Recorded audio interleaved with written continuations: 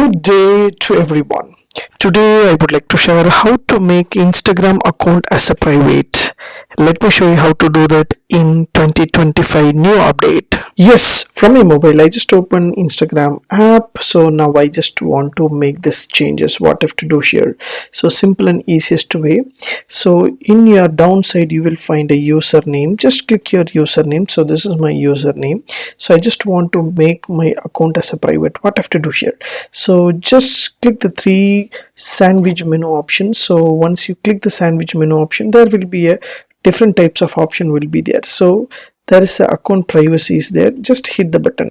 So if it is not enabled, just enable this button so that your account will be in public. So now it is in a public way. So if I want to enable this one into a private, just enable this option so that switch to private account so that it is easy to handle.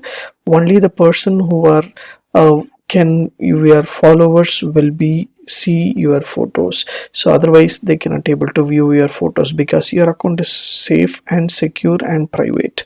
So this is the way you can able to private your account in a simple and easiest way. So use this option to create your account with the privacy and just enable this option accounts privacy. If you like these tips, please share with your friends and subscribe to my HowXT channel.